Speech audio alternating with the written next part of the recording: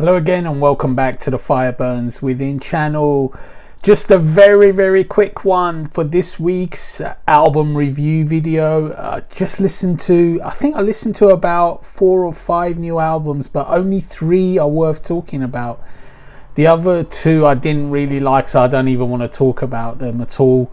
Only 3 albums. They're mostly leftovers from the end of last month because it was just too late for last week's review. The first one is Poets of the Fall and the Ghostlight album.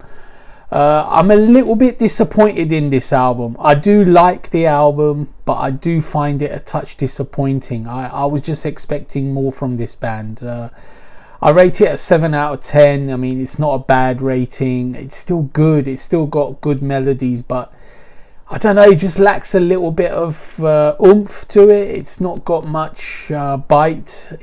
Not that the band is a heavy band or anything. They're sort of like a alternative rock with a slash pop overtones, but this time they're very melancholic, very downbeat.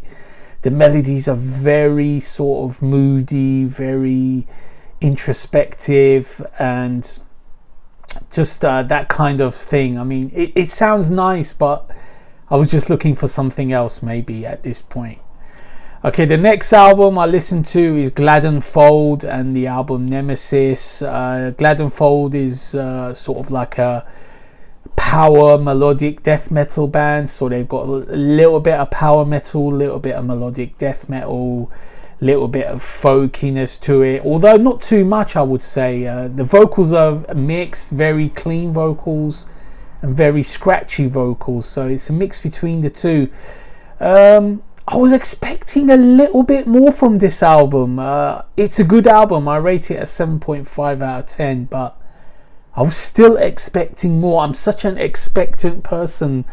You know, I just want more. I always want more. Some bands deliver it, other ones just sort of like, it's not quite there. I think with Gladdenfold, something stops me from fully loving it while I still really enjoy it. Like I listened to it I think 3 times and I really liked it, but I wasn't going overboard in my fandom. I wasn't getting ready to play again and again and again like with some albums.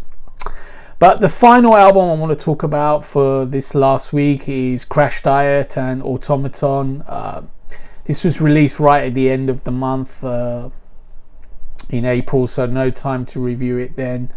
I think this is a really good album. I like their previous one as well. A lot of people don't like that album, Rust, but I quite liked it. I like this one more though. This Automaton is a better album. It's sort of melodic heavy metal, not so much glam anymore. It's still modern, but it's not as modern as Rust was. It's sort of going back a little bit, but it's done away with glam overtones that they used to have. There's not really a huge glam influence that I heard. A little bit, but not huge. I really liked it, the album. It's rock solid, melodic, rock / heavy metal. Sometimes they're quite heavy, so you think they're metal. Sometimes they're sort of more rock. The songs are really good.